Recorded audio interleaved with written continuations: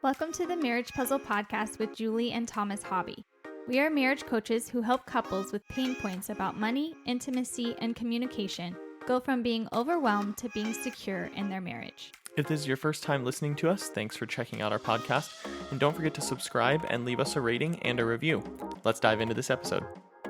Thanks everyone for being here. We are so excited for this week's episode. We have Chris and Sarah with us from This Is Parenthood. We're talking about parenting this week on our podcast. And so we naturally found you guys, and we thought that you guys were a great couple to come on and talk about this, since this is really your niche around parenthood. So go ahead and take a minute and introduce yourselves to our listeners in case they haven't heard about you guys before. Yeah, thanks, Thomas and Julie. Chris and Sarah. So it's really both really excited to kind of be here and kind of chat with you guys this evening, because it's tried and true to kind of who we are, and we get parenting in a variety of ways. But I got fortunate about 17 years ago. This one, hook, line, and sinker, picked me up, and we've been going strong and been married for 10 of those years, almost. It'll be 10 years this July. So this July. This October. We got married in October. Yeah, right. Soon to be divorced. We're in the trenches of no sleeping right now. That's why that came out. Aren't we ever? He's just so excited. July's gonna feel like yes, October. Exactly. He's so excited. He's like, I wish it was July. I know. It's snowing here today, so I'm just like, I'm heading in a happy, like, warm space. Oh, this is great. It's scary, but it's gonna be October before we know it anyway. Back to who we are. Back to who we are. But anyway, so we're having married 10 of those years, and really, we've got an amazing 3.5-year-old that, my goodness, loves to just rock our world day in and day out, both from like the most positive thing possible, and just from a relationship and challenging perspective. But we're certified relationship coaches. We've really kind of moved into this space because of our daughter. I mean, she, in all honesty, was like the driving force and the biggest reason that we've become so passionate in this. And for us, not to go on like a long rant, but like, we went into our relationship strong, excited, feeling confident, like whatever you can throw at us, we got this, right? Want to have a kid? Let's do it. We're so good. We're like, nothing's going to rock us. We've got years under our belt of a solid foundation. A solid foundation. Everybody tells us about kids, whatever. like, oh yeah, okay, you just wait. Like, no, we're good. We didn't have to wait long. It definitely kind of rocked us and kind of put like, gosh, it was months into this, and we're already kind of finding ourselves struggling to kind of stay connected, and just we're not expecting the impact of kind of going into parenting and what it would mean for us. And we just kind of sat down and we're like, man, like, why wasn't there anything that was going to tee us up for this? Like, where was the help? Like, letting where us was the know? Conversation? I mean, we took endless birth classes. Where was the class that said, like, your relationship is about to go through a huge transition, and here are some things you can do to prepare for it? Or not even like, even if people are like, there's nothing you can do, which is absolute crap advice, which is one of our soapboxes. But like, even if that was the belief, why couldn't someone just at least bring us some awareness and just like open the door for the conversation? Because we were like dumbfounded and deers in headlights with a new baby. And I remember being really caught off guard. Like the second, like we came home, like maybe within that first week, I was like burning with resentment towards him. And I was like, where is this coming from? I've never been resentful at you. And I don't even want you near me right now. Like, I am like despising you for everything right now. And I can't even put words to it. But it was just like so natural how it just kind of came there. And no one had these conversations. And like Chris said, we were just like so caught off guard by that. And we just feel like we owe it to every other parent to be the people to start this conversation, to guide couples through this transition, because there is stuff you can do ahead of time. There's awarenesses you guys can have, and you can enjoy parenthood, have a great relationship, and also have fun with your kids. Nothing has to get sacrificed. You don't have to choose, which is also really crappy advice. Like, well, good luck. Your relationship is now over. Why is that the only thing we tell people when they have kids? Like, that's just awful. Like, it's awful. Yes. I mean, we decided to switch gears and be intentional about it. And just realizing that there wasn't a whole lot of resources out there, really kind of preparing those individuals that were like the ones that are maybe the first time looking at having children for the first time, or those are maybe 6 months into having their first child or looking at potentially having the second one. And there just wasn't anything out there. So we like wanted to kind of, well, there was some stuff out there. There were 4 books and I got them all. And 3 of them were meant like, we're so over the average parent's head because they're like meant for like doctorate degree therapists, which is great. And then one of them was meant for parents and it was published in 1989. I'm like, parenthood has changed a little bit since so much since then. And no first-time parent or parent in the trenches is ever going to spend the time to read a book that requires them to have like a PhD. So I'm like, there's a huge gap out here. Like we need something that is readable to the everyday parent, but has a facelift from 1989 because like, I mean, the internet was born in between that. Like there's a lot that has changed. Yeah, let's face it, our lifestyles is significantly different, totally right? Especially different. the work environment from home and like Yeah. and the complexities behind how we're kind of raising our kids and doing so many things jointly, like simultaneously. Yeah.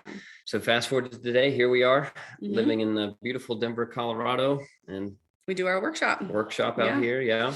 We do our We've got- workshop in person right now. We're recording it though, which will be something we're really excited about. Our goal was to record it by like now, but I Neither mean, one of us could stay healthy long enough. yeah, I can't stay healthy. Our daughter can't stay healthy. I don't really have a voice. So, I mean, we're waiting for the universe to let us record it, but it'll be recorded in 2022. I think that'll be huge for people to have access to that outside of Colorado because I feel like we should have connected. We lived in Colorado outside of Denver for 12 years. Wow. That's where our kids were born, and we moved to Florida just over a year ago, and then connected with you guys on social media. But yes, your parenting workshops. Tell us about that because that's they're for like new parents, right? Taking a couple from being partners to parents, or did I get that backwards? Nope, Nope, you're right. yeah, you got it. Okay. So we encourage people who are pregnant for the first time to take it in the trenches, like in that first year, or even like pregnant for the second time. Like it doesn't necessarily need to be your first kid, but you're either pregnant and expecting, or like you're a brand new parent in the trenches. And basically what we've kind of put together through all of our research, all of our own experience, and then just like relationship advice in general, we put together like 4 puzzle pieces that we are like, if you can keep these puzzle pieces together, Kind of like foundational. you have a really solid foundation for parenthood. And the puzzle pieces are like staying connected. How do you ride the waves of parenthood, staying connected? Because like it is a wave, like you're going to feel really connected sometimes. You're not going to have to put any effort into it. You're going to be able to like spontaneously have conversations and like maybe have a quickie, and you're going to not have planned it ahead of time. And then there's going to be seasons where you're like, wow, I don't feel like I've talked to you in like 3 weeks and couldn't even tell you the last time we had sex. So like, how do you ride those waves? Because like being connected as a couple is huge. So that's one of the puzzle pieces.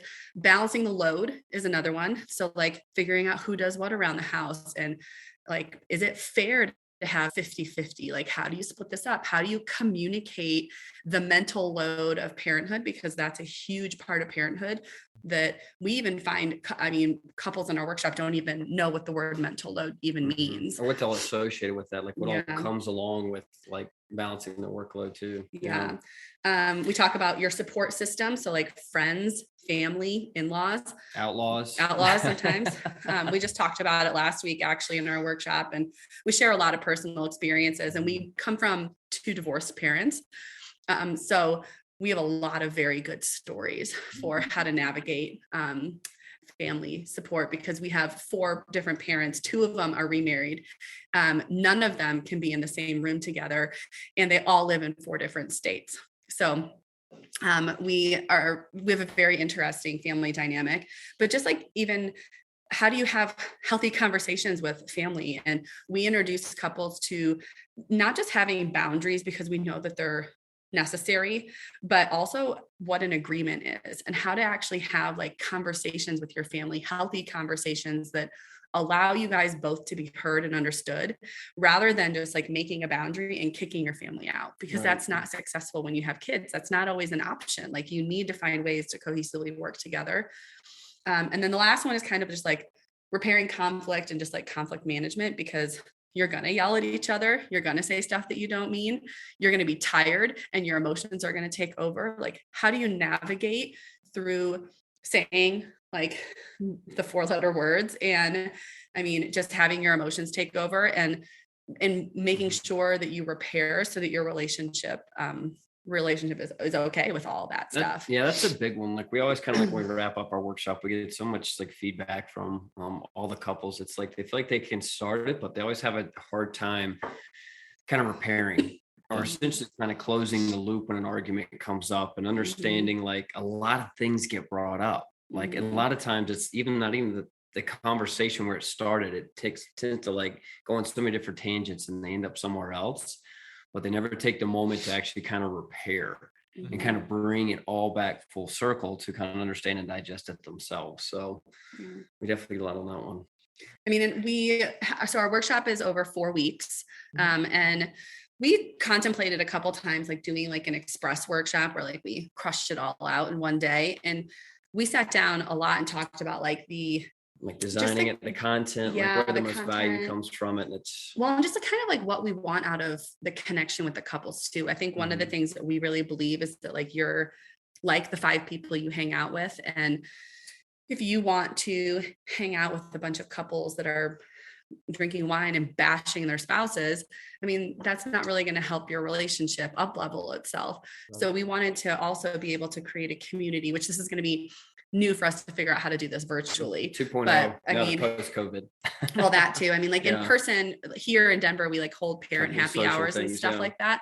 So we can like kind of keep them connected, but we'll have to figure out how to do that virtually. But I mean, we love from the first week to the 4th week. I mean, we like have to kick our couples out of our workshop. We're like, our babysitter needs us to come home. Like you guys have to go home too. Like you can like talk outside the studio, but like you guys they become so close after the 4 weeks because like we just talk about real stuff. They share, there's so many commonality that they understand, and like, they're all usually around the same due date too if they're new parents, which is kind of cool. It's just like, I think it's sometimes it's hard because you can easily get on your own island pretty quick in that space sometimes, especially like if like we talked a little bit about like your social network, like sometimes you might be the first ones having children in like your social group, so like you have to learn how to, or you move and you're now pregnant again and you need like a new community or something like that. But like navigating that can kind of be certainly a challenge from time to time. So we just love how like it kind of brings everybody together because it gives us a sense of like commonality. You have a lot of things that they're kind of sharing. I think sometimes it's hard to bring up some of the challenges. Like it's a lot of people just don't like talking about like the intimacy side of things and how it's impacted that, what family's done, and like we kick off our first week with talking about sex. So I mean, we like bring it there right away. And we don't shy away from any of it. So I think that really helps our couples. Icebreaker. Yeah, it's the icebreaker for the first week. Rip the Band-Aid off. We're getting in. Yeah. That's our next week episode. Thomas and I will try to tackle sex after kids, because we're in a series of like we title it Thriving, Not Just Surviving.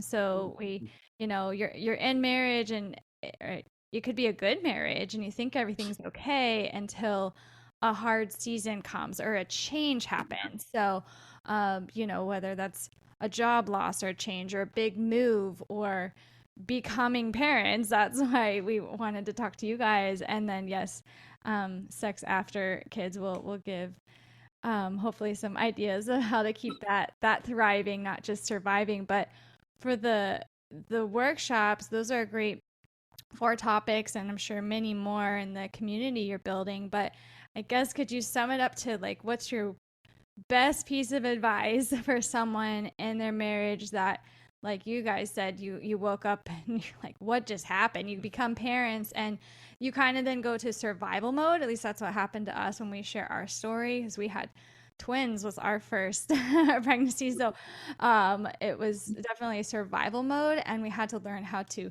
change that for us to still be thriving as a couple, because you were a couple first. So what's your best piece of advice to thrive when becoming parents? I got this one. You've got a good one there. I do. We did. We actually got this question at one of our speaking gigs, and it's funny because she's like, we're a mom of twins and we have a toddler, and she's like, we are in the trenches, we are drowning. Buried. And I mean, we can't take your whole workshop right now. We can't even like see the life support right now. So like, if there was one thing you could tell us to concentrate on, what would it be? And we tell them, or I told her, like, you need to concentrate on getting really good at communicating to your partner what you need and listening to what your partner needs. There is nothing worse when you're in the trenches than making your partner guess for what support you need, guess for how you're feeling. I mean, you guys will be able to be such a better team in the hard seasons if you're just like, hey, I need support. Hey, you know what you said earlier hurt my feelings. I need you to acknowledge that, and we need to have a conversation about this. Like, so many other things will go so much smoother if you can just stop making each other assume things, think that your partner can read your mind, and wait until you're literally overwhelmed and burnt out before you snap and ask your partner to help. And then you're going to snap and not ask them for help in a really nice way. You're going to make them feel guilty or resentful or something like that. Yeah, emotion takes over. Like, we spend like a big section talking a lot about like assertive talking, kind of active listening, and kind of relearning some of those muscles again, because over time when you're kind of treading water, just trying to keep the little one alive and like trying to keep the relationship strong, like you become ships passing the night before you even realize it. And like the biggest thing we talk about is like checking in with your partner. Yeah. Like, for some reason, we just somehow get so caught up in it, we forget to check in and just kind of listen to each other. Like, what are your needs? And like, the reality is like, maybe before you can make them guess, I promise you, I said, we've been together 17 years. I can't even come close to reading this girl's mind. No, so but I don't even make him anymore. Exactly. Yeah. Just tell them, tell each other like what it is that you need or what it is that you want. Yeah. Yeah. I mean, birthday presents, I'm like, this is what I want. Just give me this. I'll be way happier. Like, yeah, you get the question, like, how can I help? It's like, oh, great, there's a whole list of things, but like, how helpful is it really?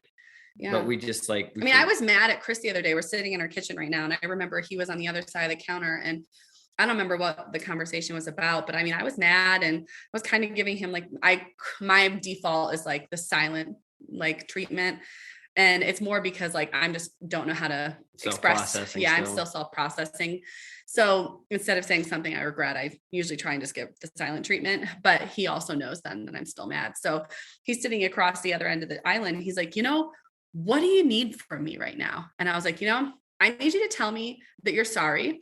I need you to tell me that you understand the feelings that I told you I was feeling earlier are valid. And I need a hug. And I was like, and I felt so much better after that. I was like, I'm just going to tell you, you're asking for what I need. This is what I need. And done. End of conversation, end of conflict. I moved on.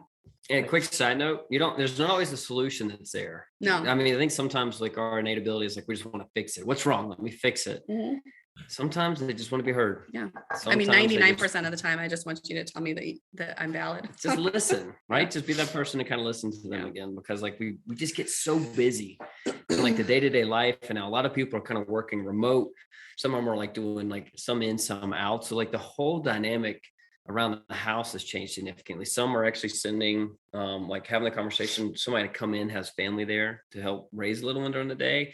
Or like, especially those first 3 months or first 6 months where you're really just kind of figuring it out, and others don't. So like, it's definitely kind of changed that dynamic, but like, just take that moment to check in and just tell each other kind of where you are, what you're doing well, like what you need is so, so important. Yeah. So how often do you recommend that check-in? Do you recommend that daily, or is it just kind of like a gut feeling like, hey, I don't feel like I know where my spouse is at, right now, mentally, emotionally, physically, like, so now I feel like I should go check in. Do you have kind of a time frame around that? We want it to be like a minimum of a week. Yeah. But I mean, I think what you're saying, it takes practice to be that self-aware of like, I have no idea how my partner is feeling about this right now. Yeah. And I think that that's a really hard place for couples to be right away, because most couples have never really checked in with their partners. So they're not even aware of their own emotions, let alone where their partner's at. So I think a minimum of a week allows you this like I don't know, time frame to be like, okay, well, I haven't checked in yet, but eventually your muscles should get strong enough where, I mean, I wake up in the morning and if I haven't slept well, I'm telling him that because I'm going to be grouchy. I'm going to say things like I don't mean probably. I'm a little bit more short tempered. I probably have some foggy brain. Stuff I'm going to need more support from him. And you have to check in. And I mean, sometimes we'll check in the morning, like, how did you sleep last night? Just because that's going to change our day. And I mean, in that first year, your emotions can change from hour to hour. So, I mean, like, it really would be nice if you did just check in intuitively when you're like, oh God, I feel like something's changed. Like the babies must have given you a really rough hour. I need to check in with you. But I think that takes a lot of practice. So a minimum of a week, I think.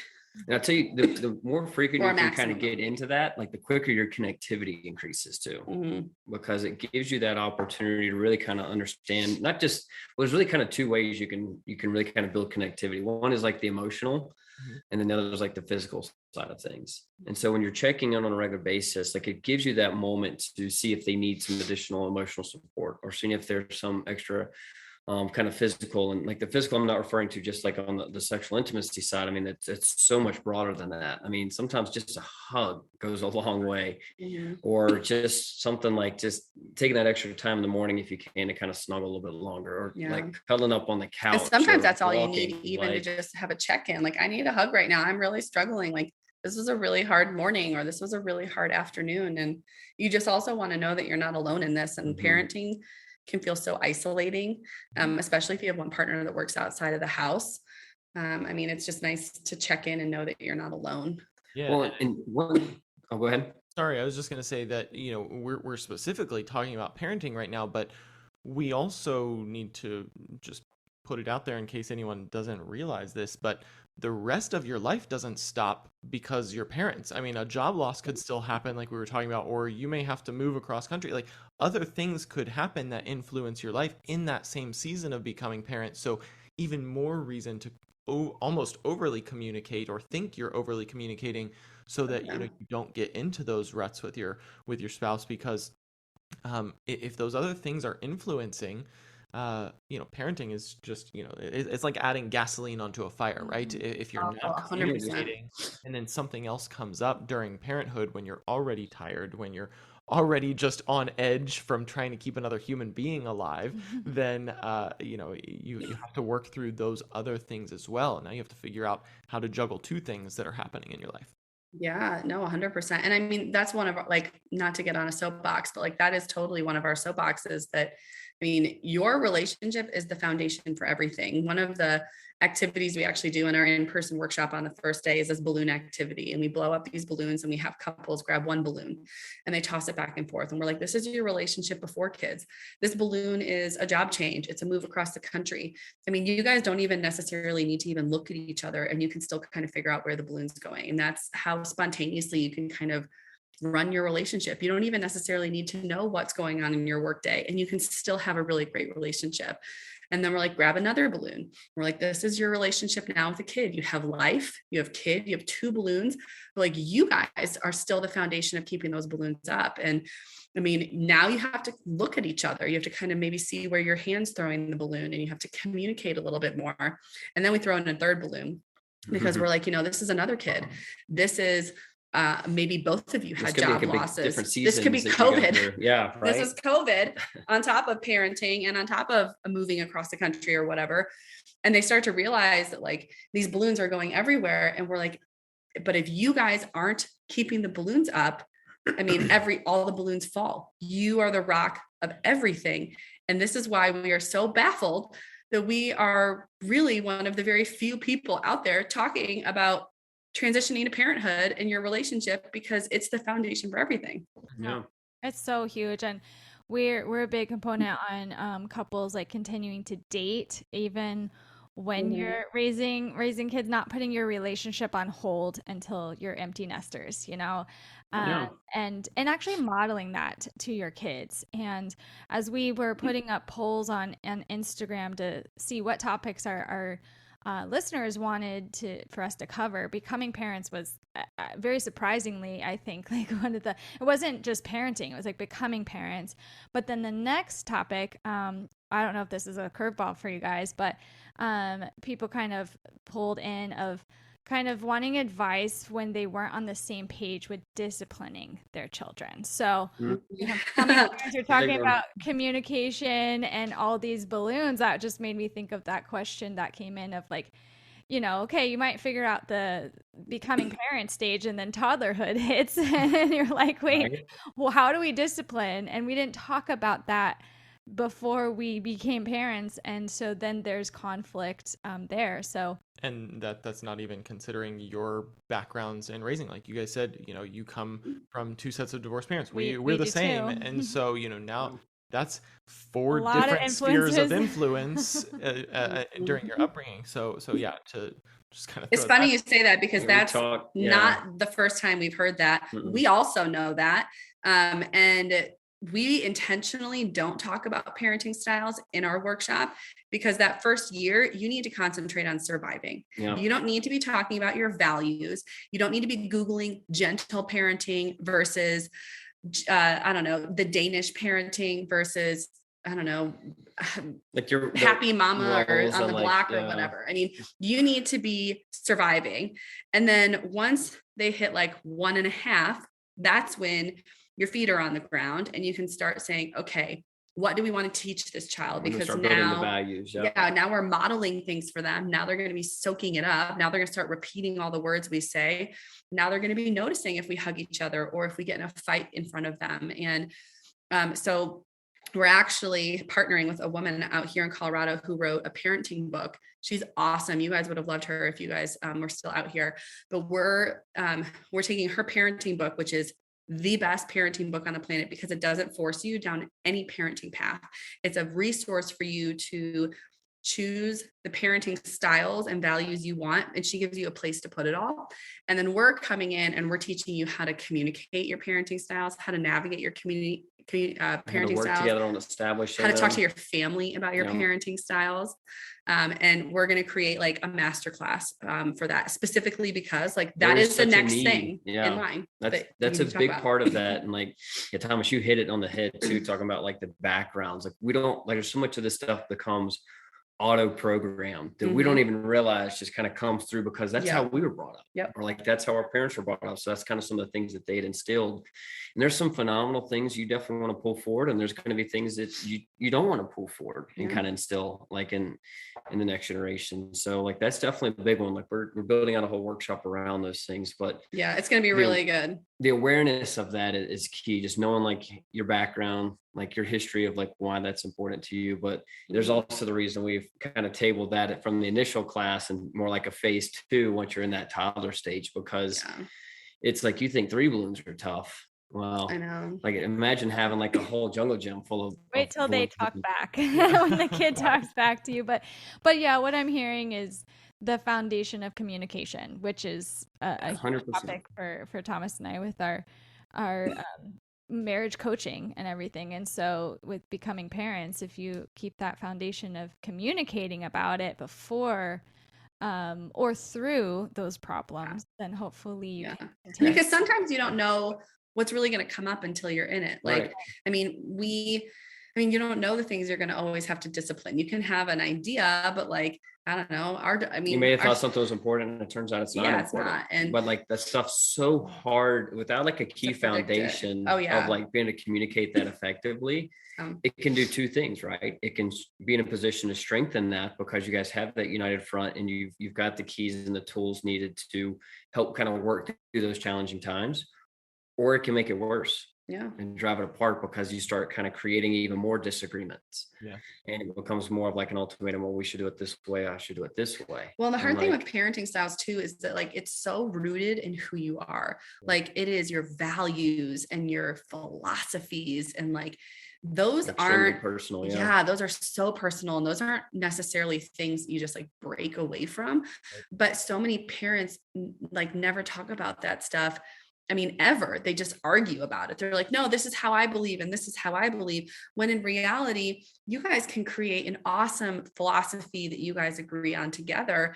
And you guys can do it differently, but run towards the same philosophy. And that's what we're going to be teaching parents. Like in our workshop, we're going to be saying like, what are the values that you want to teach your kids? And what are the philosophies you want to teach your kids? And as long as you guys know that you're running towards the same values and the same philosophies, he might say something a little differently than me, and I might say something a little differently than him, but we never argue with each other about it because we know at the end of the day, we're still running towards the same value. And we know that ultimately, when it comes down to it, that's what we're still teaching her at the end of the day. And so like, that's how you come together with parenting styles.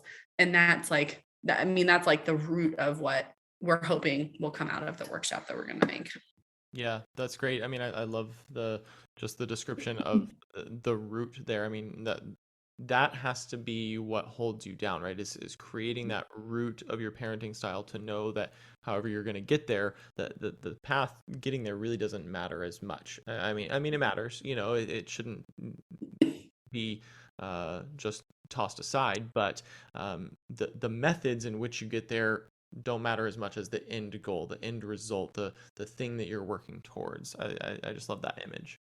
Yeah, I think just being on the same team, even though you'll have different styles or upbringings, as you said, but if you're committed to, you're on the same team, so let's figure this out together, and modeling that in front of your child or children, I think that's huge. Thomas and I have definitely had to take a lot of like away from the kid breaks to like regroup, figure out what we're gonna do, so we're a unified front when it comes to discipline and talking to them. So our kids now know, because we have our twins are 8 now, and they know better than to like ask dad something and then come and ask mom something, that trying to get a different answer. It's like, hello, we're on the same that game really well early on too. It's scary how quick they can pick up on that.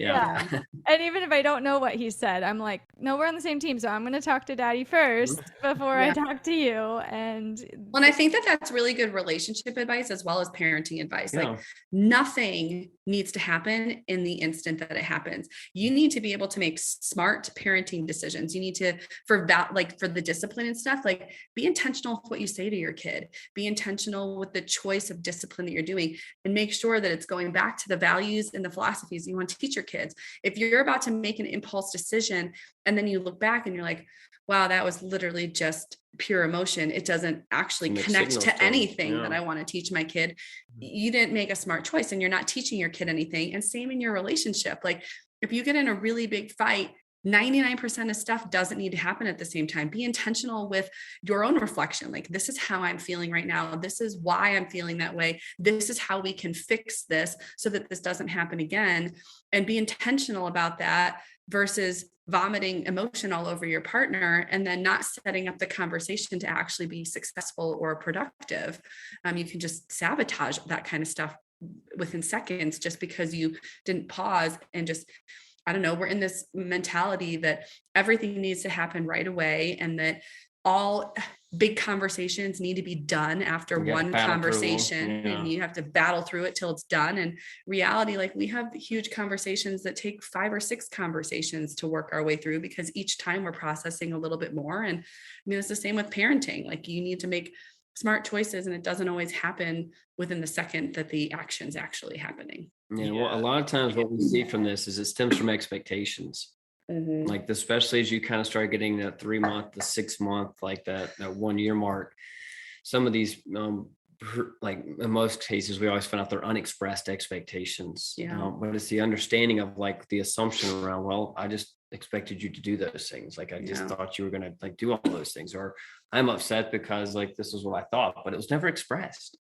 Like it's back to the reading the whole mind's theory. Like we've been together 17 years. I'll never be able to read her mind entirely. So don't make me, right? They just tell each other what it is that you need or what you want.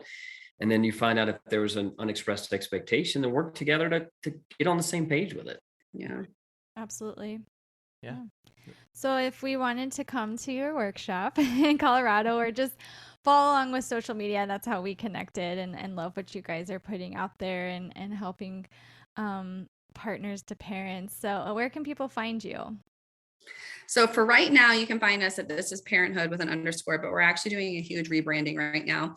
And our new name is going to be called the Couples Academy. Okay. So it'll change. So if you follow This Is Parenthood and then all of a sudden you're like, where did it go? That's why. We'll have enough information out there to track that. But yeah. And then on our website, now it connects to we're like affiliated with one of the like pre and postnatal support centers out here in Colorado. It's called the Mamahood. So you can go to their website and register for our workshop, or you can go to our website and it'll connect you to them. And that's it for right now. And we know more people need this. We're just taking it one step at a time as far as like, how can we put enough on our plate with a kid, and clearly the universe not wanting us to be healthy for 9 years, which is what it feels like. And also making sure that we do everything really well, because that's how we care. We care about relationships too much to do anything kind of like half-ass. Yeah, we're open. Like, I mean, social media is a great channel just to reach out to us. Like, we have a lot of people just want to ask certain questions or one-off questions. Like, we try to make ourselves available from that avenue as well. Great. Well, we'll make sure we get your information and throw it in the show notes too, so anyone can follow along and check you guys out. But thank you guys again so much for being here, and thank you You're guys. so welcome. And our like Julie said, our listeners kind of asked for this from us. So what we try to do is, if we don't feel like we're the perfect, which we're not perfect, but if we don't feel like we're if it fits our niche or the experts in that area, we want to make sure we can go out and find someone for our listeners who does specialize in that. So thank you guys for being there for us to support us, and we'll support you guys right back and make sure that no problem. Yeah. No, we're in for it. There needs to be more support for couples all around, no matter what stage of your relationship you're in. So I mean, we're all doing great work, and I mean, hopefully we'll just change the world one couple at a time.